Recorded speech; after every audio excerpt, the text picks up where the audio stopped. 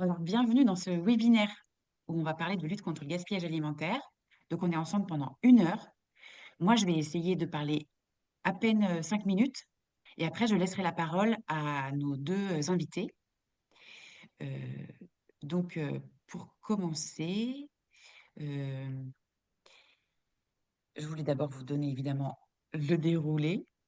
Je vais un tout petit peu présenter le réseau Compost Citoyen Grand Ouest et puis après, laisser la parole à Rachel du Régal Breton et à Maëlys pour l'association Solidarity Food. Chacune, elles parleront 20 minutes et puis après, on aura 15 minutes de questions-réponses. Donc, on va essayer de tenir les délais pour que ça dure 1 heure pour que ce soit pratique pour vous, pour votre journée. On s'arrête normalement à 11 heures. Alors, je vois que vous êtes connectés, et pour certains d'entre vous, connectés depuis quelques temps déjà. Donc, euh, on est, je vois 26 participants et participantes. Alors malheureusement, d'habitude on le fait, on fait un tour d'écran, tour de table en bonne et due forme, où chacun peut prendre la parole et on aime beaucoup faire ça avec le RCC, mais là on va pas pouvoir. J'ai coupé vos micros, mais on a un chat. Donc je vois que certains ont déjà commencé, donc vous pouvez commencer voilà, vous présenter, mettre votre nom, si vous travaillez dans une collectivité, le nom de la collectivité ou l'endroit géographique où vous travaillez, le nom de votre entreprise ou de votre association. Et si toutefois vous n'avez pas reçu cette information de ce webinaire, si vous n'avez pas reçu par mail le lien, ben vous pouvez me mettre votre adresse email, comme ça vous serez au courant des prochains rendez-vous. Évidemment, vous pouvez aussi être au courant via notre site internet si vous ne souhaitez pas donner votre email. Et je me suis aussi dit que ce serait bien, si vous avez des envies ou des idées pour des prochains webinaires, d'écrire aussi dans le chat des idées. Et on va ensuite tout garder. On va rester connecté à la fin et on va voilà, recopier tout ce que vous avez écrit dans le chat. Déjà, merci beaucoup d'être là. Bienvenue à tout le monde. Un mot rapide pour vous présenter le réseau Compost Citoyen Grand Ouest. Donc, c'est un réseau régional qui est inscrit dans un réseau national. Donc, j'imagine que beaucoup d'entre vous, vous connaissez déjà le réseau Compost Citoyen. Alors, à l'échelle nationale, on a plus de 1100 adhérents et nous, à l'échelle régionale, donc nos deux régions, Bon, Pays de la Loire et Bretagne, on on est compte plus arrivé de 100 d'ici adhérents, méchant comme ça, 104 quand pour être même. précis. Ok. Ouais, Eric, tu m'entends bien? J'ai pas l'impression. Je continue. Donc, on avait 104 adhérents en 2024, pardon. Et donc, on compte 10 membres au CA. Et puis, on a maintenant des nouveaux référents départementaux. Et nous sommes 3 salariés et on est connectés ce matin. Donc, il y a Margot qui est là et Gaëlle aussi. Et on est 3 personnes, mais ça équivaut à 2,1 ETP. Donc, Margot s'occupe de la région Pays de la Loire et Gaëlle de la région Bretagne. Alors, on voulait vous parler rapidement aussi de la vocation du RCC Go et ce qui explique ce webinaire lutte anti-gaspi, parce que, évidemment, nous, dans notre nom, le réseau Compost Citoyen, il y a Compost. Donc, vous connaissez tout le volet gestion de proximité, compostage de proximité, compostage partagé. Le volet aussi jardinage, j'imagine que vous connaissez voilà, tout le côté valorisation des végétaux. Mais évidemment, dans le travail et la vocation du réseau Compost Citoyen, il y a aussi la prévention et la réduction du gaspillage alimentaire. Ça fait vraiment partie de nos valeurs. Donc, c'était important pour nous de faire ce webinaire sur ce sujet-là. On pourra vous partager évidemment cette Ah, d'accord, présentation ça c'est la pour que vous vidéo. voyez tout ça, Oui, puissiez voir tout ça et, dans le détail. et audio. Et on voulait partager Ça aussi touche. d'autres infos, vous dire que le réseau Compassion Grand Ouest, c'est plein d'outils et plein de choses. Il y a des choses qui se font de manière numérique. Il y a plein d'outils en ligne. Vous aurez les liens pour aller voir la présentation complète du réseau. On vous enverra ça par mail. Évidemment, pour ça, il faut qu'on ait tous vos mails. Donc, n'hésitez pas à mettre vos emails si vous ne recevez jamais de message de ma part. Et puis, évidemment, on a aussi des choses en chair et en os. Donc, on a des événements, des rencontres, et on vous dira ça à la toute fin pour conclure. Voilà, il est 10h06. Je passe la parole à notre invitée Rachel Billard du Régal Bretagne. Et je pense que je vais couper ma vidéo peut-être pour plus de fluidité. Et c'est parti, je te laisse le micro. Et tu me dis quand je fais... Quand tu cliques. Merci Charlotte. Bonjour à tous et à toutes. Donc Rachel Billard, je suis coordinatrice du tout nouveau Régal Bretagne. Donc c'est un réseau qui vient d'être lancé en janvier. Donc, tout nouveau. Donc le Régal, c'est pour réseau pour éviter le gaspillage alimentaire. On est le 11e en France à être créé. Et je reviendrai en fait plutôt en fin de la présentation sur l'émission du Régal. Aujourd'hui, donc pour ce webinaire, je vous propose de revenir sur le contexte un petit peu et les chiffres actuels du gaspillage alimentaire en France. Ensuite, on jettera aussi un coup d'œil au cadre législatif et aux différentes réglementations. Alors, on ne rentrera pas dans le détail des réglementations, mais juste pour voir un petit peu l'évolution, parce qu'il y a beaucoup de réglementations qui se sont succédées depuis 2013.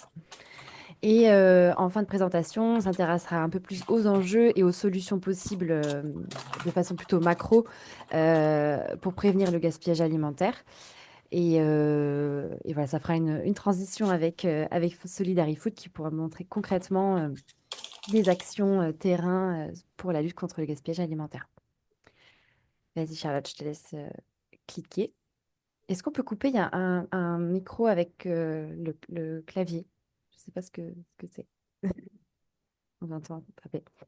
Donc, pour commencer, la définition du gaspillage alimentaire, bon, peut-être que vous êtes tous familiers, je suppose, à cette définition, mais c'est important de le rappeler. C'est la loi AGEC en 2020 qui pose vraiment une définition officielle du gaspillage alimentaire. Donc, toute nourriture destinée à la consommation humaine qui, à un endroit de la chaîne alimentaire, est perdue, jetée et dégradée. Et ça va être important parce qu'après, dans les chiffres, on va vraiment ici s'intéresser à donc la partie comestible des déchets alimentaires. Donc ça, c'est pour le point définition. Donc si on avance, Charlotte. Donc, qu'est-ce que ça comprend en fait le gaspillage alimentaire dans la grande famille des biodéchets? Comme ça, vous le savez, il y a donc les déchets qui sont non alimentaires. Et dans la partie alimentaire, on fait encore une distinction, si on veut être très fin, entre d'abord les déchets alimentaires inévitables. Donc là, on va parler de tout ce qui va être épluchure, les coquilles d'œufs, les os, le gras, voilà, ce genre de produits. Ensuite, on a une partie qui est potentiellement évitable, donc plutôt des peaux, épluchures qui sont en fait, qui pourraient être encore réutilisées. Et ensuite, on vient à la partie vraiment, ce qu'on va considérer comme gaspillage alimentaire, qui va être donc les déchets alimentaires évitables. Donc là, on va parler des restes de plats, de pain, des produits qui sont donc des dates dépassées, des produits mis écartés pour défaut. Voilà, donc ça, c'est vraiment la définition au sens français, en fait, du gaspillage alimentaire. Ce qu'il faut savoir, c'est que depuis maintenant, enfin, l'Europe euh, demande en fait aussi à tous les États de reporter les chiffres du gaspillage alimentaire. Et l'Europe a défini en fait une autre méthodologie enfin, qu'ils estiment en fait plus simple. Le calcul est fait sans distinction de la partie comestible et non comestible au niveau de l'Europe. Nous, on va se concentrer ici sur les chiffres de la France. Et c'est important de l'avoir en tête.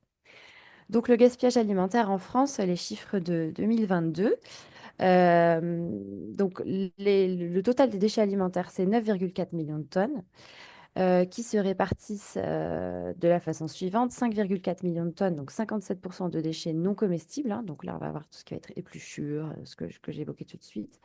Et la partie vraiment gaspillage, donc enfin, déchets comestibles, représente 4 millions de tonnes. Donc ce qu'il faut retenir, c'est que 42% des déchets alimentaires, en fait, sont du gaspillage alimentaire au sens de la définition. Donc on pourrait, si on grossit un petit peu, se dire que presque la moitié des déchets alimentaires sont comestibles, donc pourraient être potentiellement évités.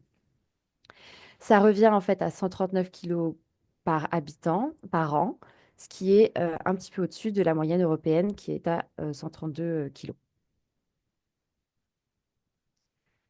Donc, quand on regarde un peu plus près comment se répartissent ces 4 millions de gaspillages alimentaires, plus des deux tiers en fait proviennent des ménages et de la production agricole. Donc, c'est 40% pour les ménages, 22% pour la production agricole. Ensuite, on a la transformation avec 17%. Vient ensuite la consommation hors domicile, 13%, et la distribution, 8%. Quand on regarde un petit peu plus près de nouveau,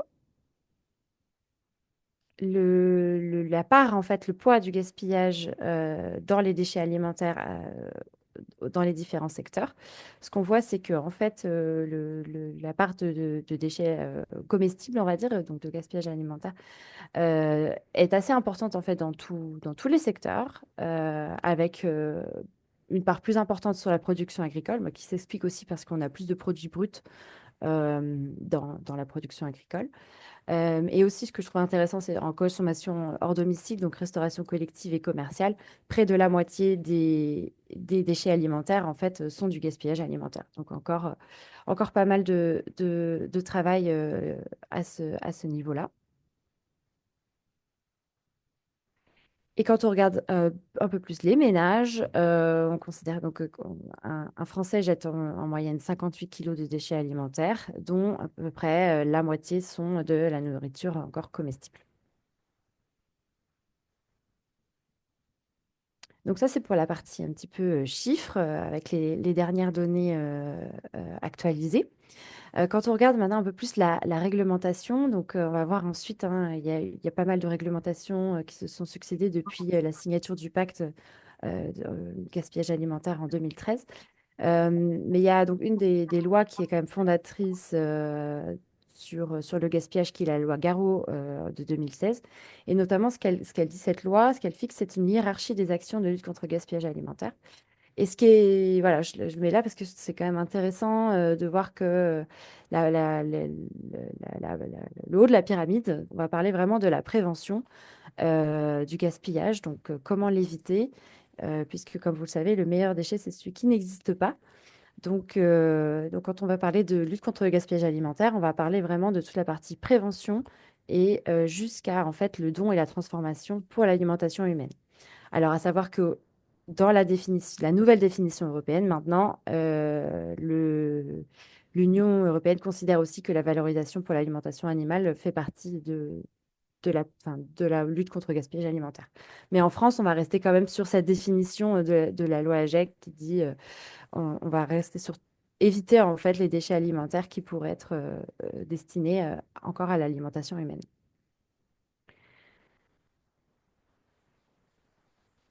Charlotte, merci. Donc, comme je vous le disais, il y a eu vraiment beaucoup de réglementations depuis 2013 qui se sont succédées avec voilà, des lois qui sont assez structurantes pour la lutte contre le gaspillage alimentaire.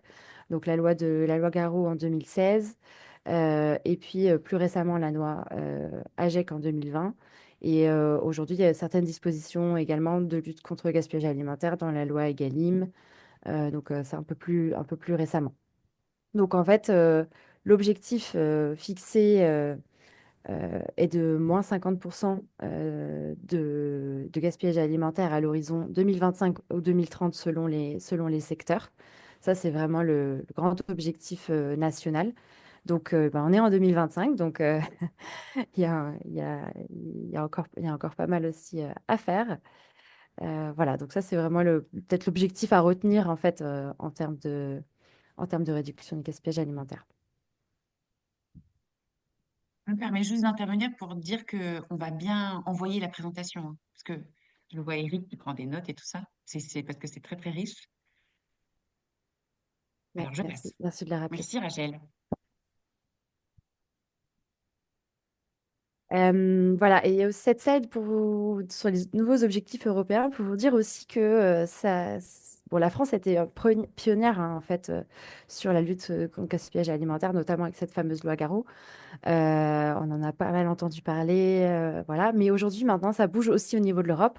En ce moment, il y a une proposition législative au niveau de la Commission de 2023, qui a, en fait, a pour objectif de fixer des objectifs juridiquement contraignants, pardon.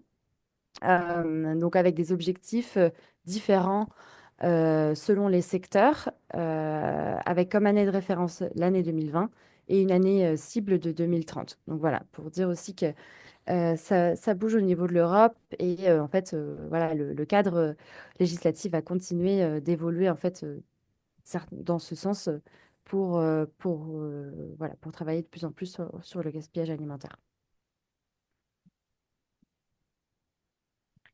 Alors, les enjeux du gaspillage alimentaire, vous les connaissez très certainement.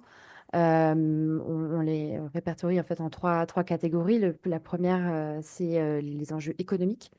Donc, vous n'êtes sûrement pas sans savoir que le coût des biodéchets augmente d'année en année. Voilà, donc d'où l'intérêt aussi de prévenir en fait la, la- la- le montant des taux déchets, puisque son coût augmente aussi de plus en plus. Mais le gaspillage alimentaire, c'est aussi un coût direct. Alors, par exemple, ici, sur la restauration collective, l'ADEME a fait des études. Alors, elles sont plus tout à fait actuelles, mais ça donne quand même une idée d'un coût de 30 centimes en coût direct et 70 centimes par repas pour la restauration collective. Un chiffre que je trouve aussi intéressant, c'est que si on prend un restaurant de 500 convives, par exemple, euh, le coût du gaspillage alimentaire peut aller de 30 à 40 000 euros par an. Donc vraiment une économie possible, significative quand on travaille sur le gaspillage alimentaire. Et c'est un levier en fait qui fait consensus et qui est assez évident, notamment quand on va aller essayer, notamment dans le cadre des Galim, d'augmenter la part du bio, par exemple, ou, euh, ou la part de produits durables. Voilà, un des leviers clairs, de travailler sur le gaspillage alimentaire. Un enjeu social, évidemment. Aussi, aujourd'hui, 16% de la population française en situation de précarité alimentaire. C'est une des plus fortes aussi évolutions sur les 3 dernières années par rapport à cette précarité alimentaire. Donc, vraiment, l'intérêt de travailler sur la réduction du gaspillage, mais aussi sur la mise en place de conventions de dons voilà, pour pouvoir aussi répondre à cette situation de précarité alimentaire. Et enfin, le dernier enjeu, c'est l'enjeu environnemental, avec des impacts, en fait, avec la nourriture qui est jetée. Donc, ça veut dire des ressources, de l'eau, des gaz à effet de serre. On estime que c'est 3% des gaz à effet de serre, le gaspillage alimentaire. Donc voilà, aussi un intérêt évidemment, un enjeu environnemental décisif sur cette thématique. Alors, maintenant qu'on a dit ça, qu'est-ce qu'on fait concrètement? Il y a plein d'actions, il y a plein de leviers en fait dans la lutte contre le gaspillage alimentaire, puisque déjà ça concerne toute la chaîne et tous les secteurs. Donc, selon les secteurs, évidemment, les leviers et les actions sont très différentes. Donc, je vous en ai mis ici quelques-unes. On va pas revenir dans le détail de toutes, mais peut-être dire que notamment la première étape, c'est de faire un diagnostic. Il faut savoir que dans la réglementation, c'est obligatoire, notamment en restauration collective et dans l'agroalimentaire, de faire des diagnostics et d'avoir une démarche de lutte contre le gaspillage alimentaire, ce qui n'est pas du tout en fait mis en place actuellement de façon systématique. Donc la première chose, c'est de faire des diagnostics. D'ailleurs, je crois que les invités de Solidarifood proposent ce genre euh, d'accompagnement. Voilà, donc ça, c'est un point vraiment de démarrage, c'est de faire un état des lieux, de regarder finalement ce qui est gaspillé. euh, et ça donne déjà en fait un amorçage pour la suite. Après, la partie sensibilisation, évidemment, elle est très importante et elle peut avoir lieu en fait vraiment sur tous les secteurs. Voilà, après, il y en a plein d'autres leviers qui vont concerner un peu plus la restauration collective, par exemple, avec des choses un peu plus techniques sur les portions, sur les fiches de fabrication, sur les menus, évidemment, sur la sensibilisation des convives. Et puis après, on a toute une partie dons et conventions de dons ou une mise en place de paniers gaspillés, anti-gaspi, etc. Voilà, donc il y a tout un panel de choses à mettre en place et il y a beaucoup de structures aussi qui accompagnent Euh, donc là, il ne faut pas hésiter notamment de se rapprocher des régals pour, pour faire le lien aussi entre tous ces acteurs et toutes ces structures.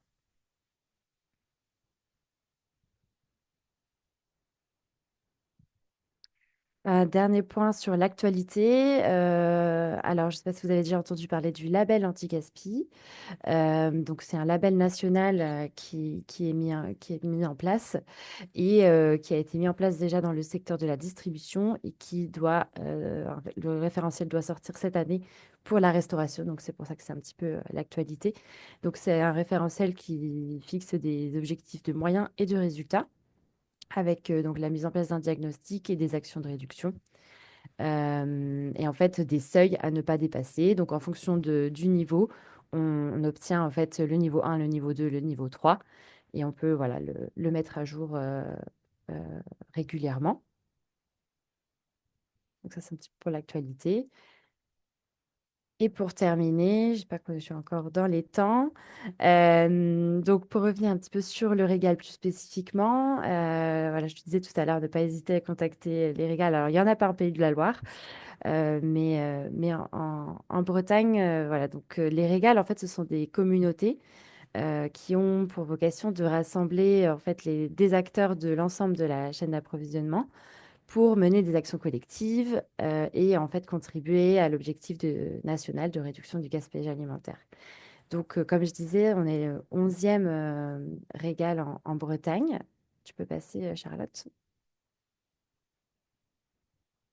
Donc, vous avez ici la carte actualisée. Donc, en fait, pour la petite histoire, le Régal, le premier a été créé en Nouvelle-Aquitaine en 2013, justement suite au pacte de lutte contre le gaspillage alimentaire. Et s'en est suivi après le développement de plusieurs Régals à l'échelle territoriale ou régionale. Donc, le deuxième, ça a été le Régal Normandie. Donc, aujourd'hui, ils ont un peu plus de 10 ans d'existence. Et donc, le dernier arrivé, c'est le Régal breton. Euh, et peut-être ça continuera. Donc, en fait, on a un réseau qui est au sein de l'association Interbio Bretagne, qui est un réseau interprofessionnel de la bio. Et le Régal, en soi, est copiloté par l'ADEME, la DRAF et la région Bretagne.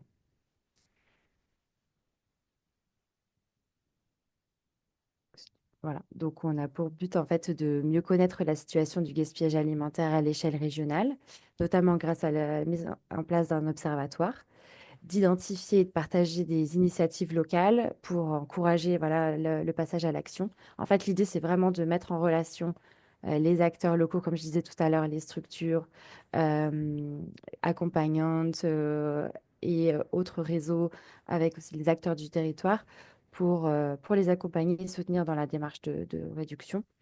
Il y a aussi énormément d'outils, de guides, de méthodologies voilà, pour mener des actions de gaspillage alimentaire, mais parfois, voilà, ça demande beaucoup de temps et de ressources de s'y retrouver. Et donc, le but de Régal aussi, c'est de pouvoir capitaliser sur ces ressources et de pouvoir les diffuser.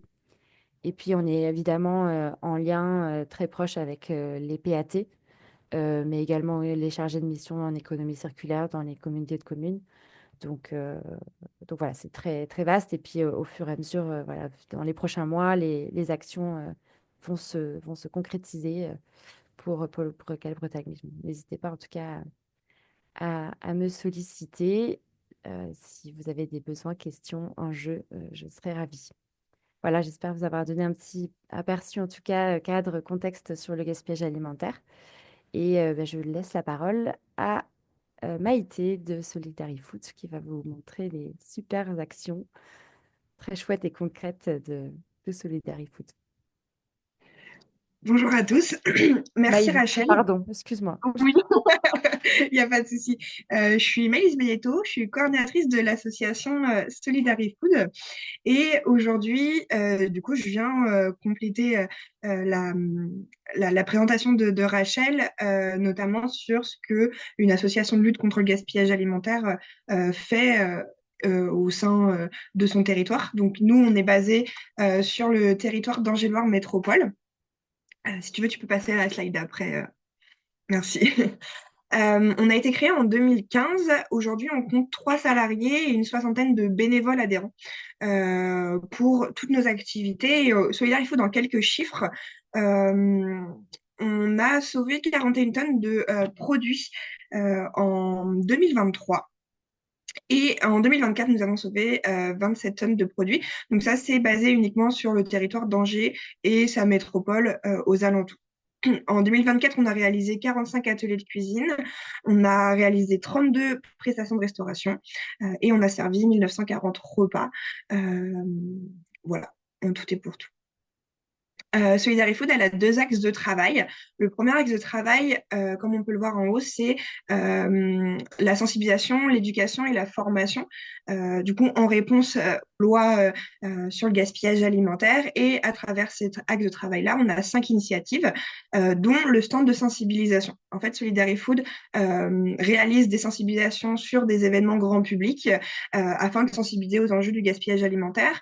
Ce sont des stands, comme vous pouvez le voir sur la photo, avec de la documentation. On a aussi des jeux pédagogiques et ludiques pour aider à savoir qu'est-ce que du gaspillage alimentaire, qu'est-ce qui n'est pas du gaspillage alimentaire. Et donc, vous a parlé Rachel tout à l'heure, les pots de banane, les croûtes de fromage ou les restes d'assiettes pour l'autre exemple. La deuxième initiative, c'est la sensibilisation en milieu scolaire. L'association, du coup, Solidary Food, est experte dans le gaspillage alimentaire sur le territoire d'Angers-Loire Métropole et donc vient former les écoliers et les étudiants aux pratiques anti-gaspi à travers des conférences et à travers des ateliers pédagogiques en école et en université. Donc, ce sont des sensibilisations qui sont adaptées aussi bien au milieu primaire, collège, que jusqu'en études supérieures, master, etc. Là, sur la photo, on peut voir que c'est une. Est-ce que tu peux revenir à celle d'avant? Pardon. C'est une conférence qu'on a fait pour Unicité. Donc, ce sont des services civiques dans la promotion sur Angers qui s'appelle Alimentaire, qui du coup luttent contre le gaspillage alimentaire à travers leur service civique. Et donc, nous, on les forme sur ce qu'est le gaspillage alimentaire, comment éviter le gaspillage alimentaire pour qu'ils puissent réaliser leur mission dans les meilleures conditions. La troisième initiative, c'est les animations vélo smoothie. Alors en fait, je vais vous montrer une petite vidéo juste après pour vous montrer le fonctionnement. Mais le vélo smoothie, c'est un vélo avec un porte-bagages, comme vous pouvez le voir sur la photo, avec un blender par-dessus. Dans ce blender, on approvisionne avec des fruits qu'on a sauvés du gaspillage alimentaire. Et en fait, en pédalant, ça fait un jus de fruits anti-gaspi et frais. Cette initiative et cette animation, on aime bien la coupler avec du coup la sensibilisation grand public dont je vous montrais tout à l'heure, parce que ça permet d'accrocher déjà l'œil du participant, voilà, qui s'approche un peu plus de nous, qu'on puisse commencer à parler du gaspillage alimentaire ensemble, et après ils peuvent du coup faire leur petit smoothie et déguster. Bien évidemment, le smoothie et le jus de fruits, du coup, fait à base de fruits qu'on a sauvés du gaspillage alimentaire. L'avant-dernière initiative sur cet axe de travail-là, Solidary Food, elle fait aussi des animations d'ateliers de cuisine. Là, sur la photo, c'est un atelier de cuisine qu'on a réalisé avec la mairie de Longuenay en Anjou, dans le cadre d'un festival qui faisait autour de la nature. L'association, en fait, vient avec son approvisionnement de fruits et légumes, avec son approvisionnement aussi d'épicerie et son matériel. Et le but, c'est de pouvoir créer un gros repas collaboratif qu'on puisse déguster après. Et donc là, la photo, elle est dans le cadre du coup d'une disco salade où il y a eu plus de 40 participants sur l'atelier de cuisine et on était 80 à pouvoir manger la salade tous ensemble sur un festival avec de la musique, etc. Et donc, comme vous pouvez le voir sur la photo, c'est vraiment intergénérationnel. Il y a aussi bien des enfants de 5, 6 ans que des personnes un peu plus vieilles qui aiment faire la cuisine. Et ce qu'on adore dans ce genre d'atelier de cuisine-là, c'est que chacun a son parcours de vie, chacun a sa culture, chacun a ses façons de faire. Et ça nous permet, nous-mêmes en tant qu'animateurs, d'apprendre toujours plus sur la façon de cuisiner, etc. Et de faire apprendre aux autres participants des techniques différentes de ce qu'on peut nous-mêmes faire à la maison. Et la dernière initiative sur cet axe de travail-là, c'est l'accompagnement des professionnels. Solidary Food, tout à l'heure, Rachel vous parlait du label anti-gaspi, pardon. Solidarifood a eu la chance de pouvoir participer à la construction de ce label anti-gaspi à travers l'AFNOR en 2022-2023. Aujourd'hui, nous, Solidarifood n'est pas adapté, n'est pas labellisé pour pouvoir donner ces labels-là aux professionnels. Néanmoins, on réalise des pré-audits avec les professionnels pour qu'ils puissent après tout simplement être réceptifs au label. On a notamment fait une pré-audit avec la mairie de Longuenay en Anjou sur 4 de ces restaurants collectifs scolaires afin de pouvoir réaliser un diagnostic, pouvoir voir où sont les manquements, où sont aussi les points positifs, bien évidemment, et pouvoir allier les deux pour qu'ils puissent être labellisés anti-gaspi. Voilà. La slide d'après, Hello c'est la une team petite anti-gaspi. vidéo. C'est une petite vidéo, j'espère qu'elle ne va pas trop sagader pour vous de votre côté. Et donc, c'est une vidéo qui montre nos animations Vélo Smoothie. Là, c'était dans le cadre d'un événement qui s'appelle le Campus Day, qui est sur Angers, qui est au début septembre, et qui, en fait, se passe sur le campus de Belle-Beille à Angers, pour que les étudiants puissent, en fait, connaître un peu le milieu associatif en juin. Et donc, on a fait une animation Vélo Smoothie et une animation sensibilisation. Je vous laisse regarder. Aujourd'hui, on se retrouve au Campus Day à Belle-Beille. Dès l'aube, on a installé notre stand pour lancer l'animation Vélo Smoothie. Anissé nous a fait une belle démonstration pour sensibiliser les étudiants au gaspillage alimentaire et à la revalorisation des fruits. Ils ont pu pédaler, préparer leur propre smoothie et bien sûr déguster ce délicieux jus. En plus, nous sommes passés en direct sur Radio G et Radio Campus pour parler de nos actions et de notre engagement. Même nos partenaires comme les alchimistes ont testé notre vélo. À très vite pour de nouvelles aventures anti-gaspi. Donc voilà, j'espère que ça va pas trop saccader de votre côté. Moi, personnellement, ça a un peu saccadé.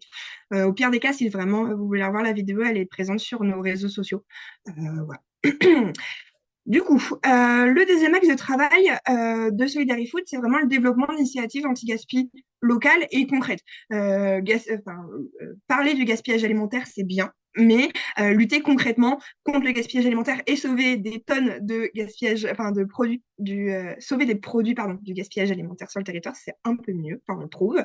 Et donc, on a deux initiatives. Le premier qui est les prestations de restauration anti-gaspi.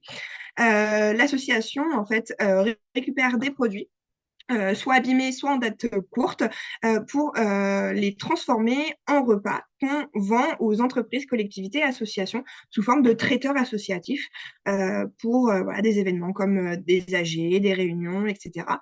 Le but, c'est vraiment de sauver des produits du gaspillage alimentaire dans un premier temps.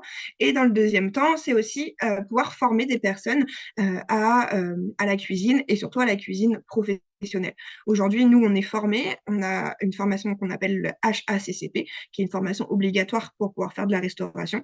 Et donc, ces ateliers de cuisine qui se passent en amont des prestations, donc la veille la plupart du temps, nous permettent de sensibiliser les participants à l'atelier de cuisine, donc les participants bénévoles à l'atelier de cuisine au gaspillage alimentaire, mais également aux règles d'hygiène et de sécurité alimentaire, qui est très importante dans le cadre de cette initiative-là. Et la deuxième initiative sur cet axe de travail, c'est une initiative qui est en cours de développement, que nous sommes en train de créer et qui serait du coup de la livraison de repas en conditionnement réutilisable, des repas anti-gaspi. En fait, on proposerait une formule entrée-plat-dessert entièrement végétarienne afin de mettre en valeur déjà des produits locaux et notre savoir-faire en tant qu'acteur du gaspillage alimentaire. Pourquoi je dis en cours de développement? Nous sommes actuellement incubés. Donc, nous sommes accompagnés par l'IRESA, qui est l'interréseau des acteurs de l'économie sociale et solidaire en Anjou, qui nous a gentiment pris dans son accompagnement qu'on appelle l'incubateur ESS pour pouvoir développer ce projet sur 1 an avec des modules, des modules juridiques, des modules commerciaux, de communication et économiques, bien évidemment. Et donc, on est en phase d'expérimentation. Pour tout vous dire, à 11h, je pars livrer 13 repas pour un cabinet d'avocats qui est sur Angers. et qui font une réunion dans laquelle ils veulent manger. Donc, en fait, ce sont des repas, entrée, plat, dessert, en contenant réutilisable. Donc, nous venons déposer le repas et ils récupéreront à la fin du repas les contenants. C'est des repas anti-gaspi. Toutes les biodéchets générés par cette activité sont revalorisés grâce à notre partenaire les alchimistes qui se présentent sur Angers, qui sont pas très très loin de notre lieu de production, donc en plus c'est parfait. Et le petit plus sur cette initiative-là, c'est que pour tout menu acheté, il y a un repas offert qui est créé par l'association et redistribué en maraude. Maraude, c'est des distributions qui sont faites auprès d'un public en très grande précarité. Nous, personnellement, c'est des personnes sans domicile fixe qui sont sur Angers et qui peuvent profiter de ces repas. Donc voilà, aujourd'hui, le cabinet d'avocats nous a commandé 13 repas, enfin 13 menus, et donc il y a eu 13 repas de fait et de créer et envoyés en maraude dès ce soir pour un public voilà, en situation de précarité. La slide d'après, c'est de nouveau une petite vidéo qui vous explique Commence aux mines d'Angers. qui explique du coup comment on s'organise sur nos prestations de restauration. Là, c'est une prestation de restauration qu'on fait tous les ans sur un festival qui s'appelle les Traversées musicales dans la ville des Poncés. Et nous, en fait, on nourrit les bénévoles et les artistes grâce à nos prestations de restauration anti-gaspi. Je vous laisse regarder. Hello la team anti-gaspi! Suivez-nous dans notre aventure en tant que prestataire de restauration pour les traversées musicales des Poncés. Notre journée commence aux mines d'Angers où nous récupérons des fruits et légumes sauvés du gaspillage alimentaire. Ensuite, nous passons chez Promocash pour acheter les matières premières nécessaires. Direction notre cuisine où nous transformons ces produits en délicieux repas végétariens. Les surplus de ce service seront ensuite redistribués en maraude. L'équipe de Solidarifood tient à remercier sincèrement l'organisation des traversées musicales pour leur confiance renouvelée pour la 3e année consécutive en tant que prestataire de restauration. Si vous êtes une entreprise, une association ou une collectivité, n'hésitez pas à faire appel à nos services de restauration anti-gaspi. À très vite pour de nouvelles aventures anti-gaspi. Et voilà. Si jamais vous avez des questions, des interrogations ou des remarques, n'hésitez pas. Je suis à votre écoute. Ouais, merci beaucoup, Maëlys. Moi, j'ai une première question. Je me demandais, vous avez combien de bénévoles? On a 60 bénévoles adhérents. Nos bénévoles sont adhérents, obligatoires parce que pour des questions d'assurance, mais on a une soixantaine de bénévoles, dont on voit un petit panel sur la photo juste là. Super.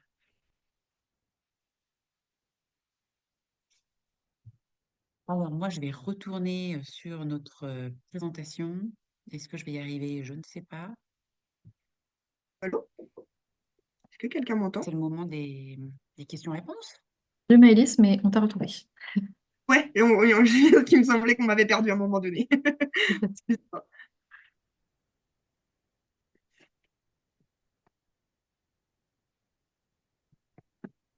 Alors, est-ce qu'il y a déjà des questions dans le chat? Pas de questions dans le chat. Est-ce que, Rachel, tu as des questions pour Maëlys ou Maëlys, tu as des questions pour Rachel? Tout ça a été très clair, hein. Pas de questions? Est-ce que vous êtes en lien avec des associations en Bretagne? Non, pour le Non, coup, parce qu'il y a aussi d'autres associations. nous, on reste vraiment localisé sur Angers. Ça nous arrive d'aller un peu plus loin sur le Maine-et-Loire, voir les Pays de la Loire, notamment sur la côté sensibilisation. Mais Bretagne, c'est un peu trop loin. Et tu connais pas des homologues Bah, bretons? je connais les cuisiniers solidaires, alors je connais pas en détail toutes leurs actions encore, mais je sais qu'ils font notamment aussi la transformation de produits sauvés du gaspillage alimentaire et pas mal d'actions de sensibilisation aussi grand public. Donc c'est pour ça que je pensais à eux. Peut-être ça peut être aussi intéressant en termes d'échanges pratiques Je vois avec qu'il y a une j'ai question, pas eu le oui. temps de la lire. Mince, je sais pas comment on ouvre le chat. Les locaux pour transformer où se situent les locaux pour transformer sont-ils prêtés? Alors, nos locaux sont prêtés par la ville d'Angers. En fait, on a plusieurs locaux. On a le siège de l'association qui se présente dans les locaux de la FNE Anjou, France Nature Environnement Anjou. Donc là, c'est juste pour nous une boîte aux lettres. Sinon, on a des bureaux dans le quartier de Montplaisir sur Angers. Et sinon, on transforme à la Cité des associations, qui est un lieu sur Angers dédié aux associations et dans lequel ils ont une cuisine qui est professionnelle. Donc, elle est mise à disposition gratuitement par la ville d'Angers et ça nous permet de pouvoir transformer dans des, dans des locaux voilà, aux normes, on va dire. Il y a Et une j'ai autre question toujours pour Angers. On vous demande si la collectivité vous soutient. Bon, on a compris avec des locaux, mais est-ce qu'elle utilise aussi vos prestations? Est-ce que tu... Alors oui, pour le coup, on a la chance d'avoir une agglomération et une ville qui est vraiment à fond dans le développement durable et surtout dans la lutte contre le gaspillage alimentaire. Donc, ils nous soutiennent aussi bien financièrement à travers des subventions, même si nous, les subventions représentent à peine un tiers à peine un quart, pardon, de notre budget global, parce que on a besoin aussi d'être autonome, surtout au vu des dernières règlements, enfin, des dernières annonces du gouvernement au sujet des subventions. Mais oui, ils nous soutiennent très bien. Et d'un autre côté, ils font souvent appel à nous, autant qu'ils le peuvent, sur leurs réunions. Et au pire des cas, si vraiment ils font pas appel à nous pour des prestations de restauration, ils font appel à nous pour venir récupérer les surplus de prestations de traiteurs à qui ils ont fait appel. Donc, dans tous les cas, on est étroitement liés et on travaille main dans la main pour cette lutte contre le gaspillage alimentaire. Et ça, c'est trop cool. Hmm. Donc, ouais, comme l'écrivait Margot, vous pouvez mettre votre micro. Marie et Alix, si c'est possible, si votre micro fonctionne. Parce que je vois dans le chat, j'ai des questions pour Rachel. Ça met Oui. du suspense, c'est pas mal. Oui, alors j'essaye de mettre voilà la vidéo. Bonjour. Du coup, c'était par rapport aux chiffres, Rachel, que tu as donné, parce que je sais pas si on peut remettre la présentation en arrière, mais tu avais parlé de 139 kilos par habitant par an. Ça, c'est le chiffre qu'on connaît déjà. Europe- Oui, Voilà. Et après, tu as parlé de 58 kilos jetés chaque année par un Français. Et du coup, c'est pas clair pour moi la différence entre les deux. alors les 139, en fait, c'est le total des déchets alimentaires sur l'ensemble de la chaîne et les 58, c'est seulement sur les ménages. Seulement sur les ménages. Ok. Oui, en fait, les 139 kilos, c'est pas seulement sur les ménages, c'est l'ensemble, les 9,4 millions en fait, de tonnes ramenées au nombre d'habitants. Et les, les 58 kilos, en fait, ça correspond aux 40% de gaspillage alimentaire dans les ménages. Ok. C'est ça, exactement. Charlotte montre cette partie. Ok. Ok, ça marche. Et autre question, c'était dans la partie des enjeux, Oui. par rapport aux enjeux économiques, parce que tu parlais des coûts. Et est-ce qu'on peut remettre l'image? Ouais, c'était ça. Juste avant, oui. Ouais, voilà. Qu'est-ce que ça veut dire? Enfin, qu'est-ce qu'on entend derrière le coût des biodéchets, en fait? Qu'est-ce qu'il y a derrière? C'est quoi ces coûts? Alors, c'est le coût de collecte, de transformation, oui, de transport. Et aidez-moi si j'ai d'autres choses dans les coûts des biodéchets, mais c'est principalement ça, hein, la collecte et Ouais. le traitement, en fait. Valorisation. Mm. Mm. Ok, mais c'est Si on normal que ça. laisse... Pour moi, c'est normal que ça ait augmenté du fait qu'on s'en occupe plus maintenant que avant, et le coût il s'est déplacé en fait, non? Enfin, c'est logique. Mais ouais. Alors peut-être que mes collègues spécialistes vont peut-être plus savoir répondre. Oui, je suppose qu'il y a une augmentation par rapport à ça. En tout cas, ce qui est sûr, c'est que comme il y en a, enfin, je sais pas s'il y en a plus, en tout cas, ça faudrait, je suis pas assez experte là sur le volet biodéchets. Mais ce qui est sûr, c'est que le coût augmente et donc en fait, si on travaille sur la réduction et la prévention, ben, en tout cas, on peut aussi avoir un levier sur les coûts, quoi.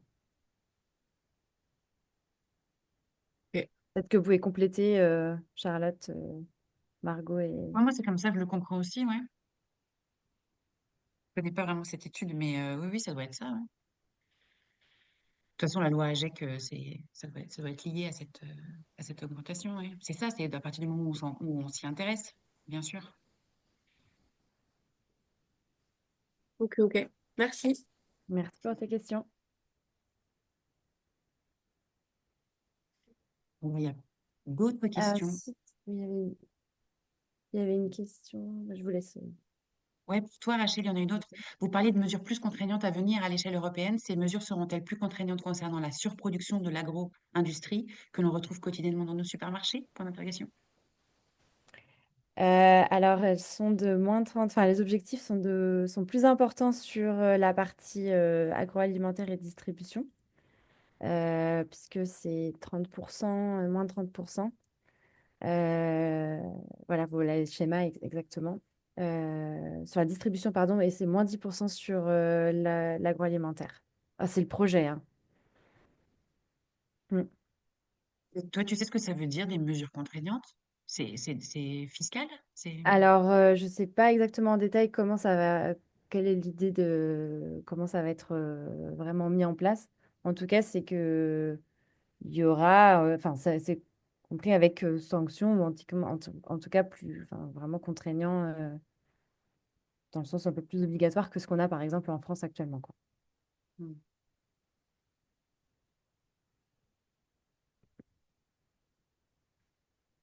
Une question pour Maëlys, pour Solidarifood. Si vous êtes en lien avec des agriculteurs, avec... Oui, oui, oui, bien sûr qu'on est en lien avec des agriculteurs. Ce lien, il va se faire d'une part par la valorisation de leur surplus de production, ce qu'ils ne peuvent pas forcément vendre. On a notamment un agriculteur dans sa première année de lancement, c'est un agriculteur qui se présentait sur Corset.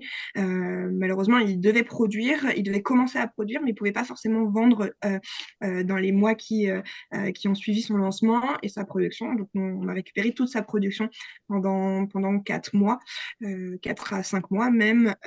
Voilà, alors c'est sa production parce qu'il ne pouvait pas encore la vendre pour une raison que j'ignore. Et sinon, sur des producteurs, pareil, avec des surplus de production ou sur des produits non calibrés automatiquement. Nos approvisionneurs, sinon, on travaille aussi beaucoup avec le Jardin de Cocagne-en-Juin, qui est une association qui œuvre pour la réinsertion à travers le métier du maraîchage, qui ont également une plateforme aux mines d'Angers, au marché d'intérêt national, où en fait ils récupèrent les surplus des grossistes et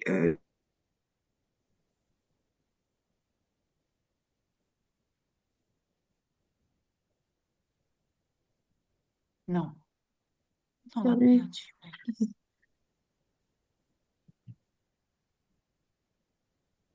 par l'industrie agroalimentaire en conditionnement énorme, style des stacks de farine de 25 kilos. Bon, bah, ça, à distribuer à une famille de 2 personnes, c'est peut-être un peu trop gros. Aujourd'hui, sur Angers, on n'a pas de centre de reconditionnement. Donc, au lieu que ça soit jeté, nous, on récupère parce que du coup, vu qu'on retransforme des sacs de 25 kilos, ça ne nous fait pas peur. Et on travaille aussi avec du coup les restaurateurs collectifs sur Angers, notamment l'entreprise Papillote et compagnie, qui est une entreprise qui est semi-publique, qui était les parcs avant, pour ceux qui sont sur le territoire, et qui du coup nous donne leur surplus de production également de repas. Ça peut arriver en cas de grève, ça peut arriver en cas d'école qui ferme, de classe qui part en sortie, qui n'a pas forcément qui n'a pas forcément prévenu la centrale. Donc nous on récupère, on y passe quand même 1 à 2 fois par semaine et on récupère entre 10 et 150 repas suivant les semaines. Voilà, on travaille également avec Restoria, qui est du coup le concurrent privé de Papillote et compagnie, où on récupère pareil leur surplus de production. On travaille également avec les restaurateurs privés, des traiteurs événementiels qui nous appellent lorsqu'ils ont des surplus de leurs événements. Ça peut arriver voilà, que le client commande 200 repas. Au final, il n'y a que 50 personnes qui viennent. Bon, bah, au lieu de jeter les 150 repas, nous, on les récupère et on les redistribue directement. Parce que pour le coup, c'est des produits qui ont été transformés. C'est des produits qui ont été transformés souvent 2 à 3 jours avant la prestation. Donc, faut pas traîner souvent. On récupère et on redistribue directement après. Et voilà. On ne travaille pas avec les particuliers tout simplement pour des questions de règles, enfin, sur des questions d'hygiène et de sécurité alimentaire. Ça paraît logique. Voilà, avec qui on travaille dans sa globalité. Merci beaucoup, Maëlys. Alors, il y a des échanges intéressants dans le chat. Donc, évidemment, à la question qui peut faire un diagnostic en Bretagne, la réponse a été donnée. Donc, c'est l'association Au Goût du Jour. Donc, pour celles et ceux qui ont fait une formation guide composteur pailleur avec Terrao, normalement, vous avez fait le fameux module GC 26, je crois que c'est ça, avec Au Goût du Jour sur le gaspillage alimentaire. Donc, c'est une association qui est connue en Bretagne. Et Rachel, qui tu as rajouté la BOCA. Moi, je ne les connais pas. Oui, qui vient d'un laboratoire en fait spécialiste pour l'alimentaire et qui travaille en fait en partenariat avec Au Goût du Jour. Et parfois, ils se partagent aussi les prestations. Donc voilà, juste pour rajouter là-dessus que je pense qu'on va en fait, enfin, je suis en train de recenser aussi évidemment les acteurs du territoire là-dessus et qu'on publiera un annuaire qui référencera en fait les entreprises et les associations pour les diagnostics notamment. Super. Donc, en parlant d'annuaire, on a Claire de Nantes Métropole qui nous a partagé l'annuaire en PDF. Donc, on va essayer de garder ça pour pouvoir le mettre aussi dans la présentation qu'on vous enverra. Merci beaucoup. On a une question de Corentin qui dit est-ce qu'il est prévu ou est-ce que certains le font déjà, des actions, travaux sur le sujet des dons des grandes surfaces aux épiceries sociales, aux assos caritatifs. Ces structures sur notre territoire constatent une baisse de la qualité des dons à la limite de la distribution, ce qui augmente leur part de production de biodéchets. On se retrouve indirectement à traiter des déchets professionnels par le service public. Oui. Alors, Tu as observé ça aussi? ouais, bien sûr. Alors, nous, sur Angers, je ne sais pas d'où vous êtes, mais nous, je sais que sur Angers, c'est un gros problème. En fait, on travaille également, tout à l'heure, je ne l'ai pas dit, mais on travaille également avec les grandes surfaces, notamment avec Carrefour Grand Maine qui est sur Angers. Nous, on passe le samedi. Pourquoi le samedi? Parce que les associations d'aide alimentaire ne peuvent pas y passer. Nous, en tant qu'acteurs de lutte contre le gaspillage alimentaire, on est vraiment en maillon, le dernier maillon de la chaîne. On ne prend pas des produits qui peuvent être distribués par l'aide alimentaire. Ça, c'est absolument non. Mais bien sûr que là, depuis quelques temps, notamment, on a reçu un mail il n'y a pas si longtemps du directeur de Carrefour Gourmand qui nous a précisé qu'en effet, certaines associations d'aide alimentaire refusaient des produits parce que c'était des produits qui arrivaient à date. Ce que moi, je comprends en tant qu'actrice sur le territoire, puisque les associations d'aide alimentaire, la plupart du temps, ramassent mais ne distribuent pas tout de suite, n'ont pas la capacité, n'ont pas de distribution dans l'heure qui arrive la ramasse. Et donc, c'est vrai qu'ils sont amenés à jeter beaucoup de produits qu'ils ramassent parce qu'elles arrivent à date, enfin, ils les récupèrent à la date du jour en fait. Ils récupèrent à la date du 24 février, il faut qu'ils les distribuent dans la date du 24 février, sauf qu'ils n'ont pas forcément le droit, même si les législations ont un peu bougé là-dessus, normalement ils n'ont pas forcément le droit de pouvoir distribuer des produits et du coup ils se retrouvent à jeter. Ce qui est très compliqué pour eux parce que ils récupèrent des produits à la base pour donner à des personnes qui sont en précarité alimentaire et ils se retrouvent à jeter des produits. Enfin, voilà, pour eux, ça n'a pas de sens et ils commencent à s'énerver de plus en plus. Et ce que je peux comprendre totalement. Nous, c'est pourquoi on essaye de récupérer un maximum de ces produits-là pour pas que ça soit jeté, mais que ça soit redistribué ou retransformé. Parce que nous, on a la capacité de pouvoir faire des distributions très rapidement. On travaille notamment avec un mouvement citoyen qui se trouve sur le quartier de Montplaisir qui s'appelle Cuisine et Sourire. C'est eux qui réalisent les maraudes lorsqu'on a des produits en plus et ils ont un grand réseau de personnes malheureusement en précarité alimentaire et peuvent distribuer. Donc oui, oui, je comprends totalement que ça énerve les associations d'aide alimentaire et ça c'est un fait que moi je vois sur mon territoire et qui est des fois aberrant, surtout quand on voit que l'aide alimentaire, comme le disait Rachel, a explosé, quoi. Enfin, les personnes en situation de précarité alimentaire ne font que grossir malheureusement. Donc, ça voudrait dire que, en fait, vous avez la possibilité, euh, de par votre partenariat avec ce collectif de ce citoyen, mais aussi par votre statut, vous avez la possibilité de récupérer. Pourquoi tu dis que vous pouvez y aller le samedi J'ai pas compris. Pardon. Alors, parce qu'en fait, les associations d'aide alimentaire ne travaillent pas le samedi, tout simplement. Elles Ah ouais, travaillent du ok. lundi au vendredi. Moi, j'ai la possibilité de pouvoir travailler le samedi parce que j'ai des bénévoles qui sont. Nous, on est ouvert le samedi. J'ai vu une question passer avec le mot tente anti-gaspi, du coup, qui est passé. Mais à l'époque, du coup, on avait une distribution qui s'appelait la tente anti-gaspi tous les samedis sur le marché à Angers qui s'appelle le marché de la place Leclerc, qui est le plus gros marché d'Angers. Et en fait, nous, vu qu'on récupérait le samedi matin, on redistribuait le samedi midi sous cette tente anti-gaspi-là, qui malheureusement a dû être arrêtée pour des questions financières. En fait, c'était une initiative qui était autofinancée à 100% par la structure.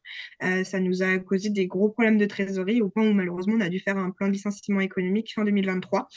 Voilà, on a dû arrêter cette distribution-là, malheureusement à notre grand regret. Mais du coup, on avait la possibilité vraiment de redistribuer dans les 2 heures qui venaient après les ramasses, quoi. Parce qu'on a choisi de travailler le samedi avec les associations d'aide alimentaire, eux ont fait le choix de ne pas travailler le samedi, ce que je comprends totalement et ce que je respecte totalement, parce qu'à un moment donné, on a besoin aussi d'avoir, en tant qu'humain, même dans le milieu associatif, une vie. Et voilà, donc nous, c'est pour ça qu'on a la capacité de pouvoir récupérer le samedi. On m'a même proposé de faire des ramasses le dimanche. Mais bon, il y a un moment donné, voilà, c'est un peu compliqué de mobiliser des bénévoles le dimanche. Je ne sais pas si j'ai répondu à ta question. Ouais, c'est très Du clair. coup, Ouais, ça merci répondait beaucoup. aussi à la question de Nicolas, donc c'est parfait. Mm. Et on avait une question sur le Ouais, label. oui. Parce que tu as parlé Oui, d'AFNOR, mais qui a participé à la création du label? Avez-vous des liens à nous communiquer sur ce sujet pour en savoir plus? alors, je vous avouer que moi, j'ai plus trop de contact avec l'AFNOR depuis 1 an et demi parce que pour la création de ce label-là, du coup, on a dû adhérer à l'AFNOR. C'est une adhésion qui coûte extrêmement cher pour des petites associations comme nous. Voilà, depuis fin 2023, on n'a plus vraiment de nouvelles. Je peux essayer de retrouver, moi, dans mes mails, si j'ai pas un contact à vous envoyer, ou je sais pas si Rachel, elle, a un contact également. Sur l'AFNOR, mais en fait, notamment sur la création du label anti-gaspi aux grandes distributions, en fait, il y avait tout un tas d'acteurs plus généralistes comme nous qui travaillons avec tous les acteurs de la chaîne alimentaire que des personnes qui travaillaient dans la grande distribution sur le territoire. Et qui permettaient de pouvoir apporter leur expertise et apporter les besoins qu'ils avaient et surtout les contraintes, parce qu'il y avait plus de contraintes que de besoins sur ce label-là et comment on arrivait à allier ces contraintes, les besoins et les avantages que pouvait apporter ce label. C'est très intéressant, mais ça coûtait très cher pour le coup. Et sinon, enfin moi je suis en contact régulier avec l'ADEME au niveau national qui travaille en fait sur le label. D'ailleurs, on a réalisé des diagnostics juste pour aider enfin, aux définitions de seuil dans le label. Mais voilà, donc c'est l'ADEME et aussi en collaboration avec le ministère de l'Agriculture et de l'Alimentaire et de la Souveraineté alimentaire. Je vais le rajouter. Je note 208 jaunes. On pourra peut-être Ah, mettre, c'est Charlotte, Julien des ressources sur la présentation. On pourra peut-être compléter avant de l'envoyer aux participants en reprenant Oui, les bien questions. sûr. Mm. On mettra des liens par rapport à ça. J'ai pris en note et il faudra reprendre, oui. On mettra ça. Et du coup, je laisse peut-être Charlotte conclure parce que il est 11 heures et on avait dit la fin à 11 heures. Oui, on a envie de continuer à discuter, c'est très très intéressant et en effet, c'est un sujet qui est assez nouveau pour moi aussi, donc j'ai plein de choses à apprendre et merci beaucoup Rachel et merci beaucoup Maëlys pour votre temps, cette présentation. Tout ça est très très clair. On essaiera peut-être voilà, de rester en contact, de se voir en vrai, d'imaginer quelque chose dans l'année, puisque vous allez commencer à faire plein de choses en Bretagne. Et peut-être qu'un jour, on fera un événement et on fera appel au super traiteur Solidary Food. Donc, pour parler justement des événements, on se retrouve le 20, le 20 mars à Rennes. C'est la rencontre autour de la formation. Donc, c'est pas uniquement pour les formateurs et les formatrices, c'est aussi pour toutes les personnes qui sont intéressées par la formation. Donc, la formation pour devenir référent de site, guide composteur et maître composteur. Donc, c'est aussi ouvert aux collectivités, puisque voilà, c'est un sujet important pour le déploiement du compostage partagé, la formation de référents de site. Donc, voilà, c'est une journée pour tout le monde. Et le 25 mars, c'est à Combourg, au CPSA. Donc, le CPSA, c'est aussi une structure qui fait partie de notre conseil d'administration. On organise une journée technique valorisation des végétaux. Et juste après, il y a Tous au compost qui commence du 29 mars au 13 avril. Donc surtout, n'hésitez pas à organiser quoi que ce soit, à mettre ça sur le site internet de Tous au compost. Donc tout est possible, des sujets sur l'anti-gaspi, comme la valorisation des végétaux, comme des inaugurations de sites. Enfin voilà, c'est vraiment une quinzaine qui est intéressante pour la communication et pour fédérer tout le monde pendant 2 semaines dans toute la France. Et puis un autre rendez-vous tout petit, là c'est plutôt pour nos adhérents. On se retrouve une fois par mois pour se faire une petite pause café entre nous. Et là, vous pouvez vraiment prendre la parole, contrairement à un webinaire où j'ai dû couper vos micros. Ça me fait bizarre de couper les micros, mais voilà. En tout cas, merci à tout le monde. Merci pour vos questions. Et voilà, merci d'être venu. Est-ce que quelqu'un veut dire un mot de la fin? On reste en contact de toute façon. N'hésitez pas à mettre votre adresse email si vous avez l'impression de ne pas recevoir de message. Et puis, ben, j'arrête l'enregistrement en espérant que cette histoire va fonctionner. Arrêtez l'enregistrement.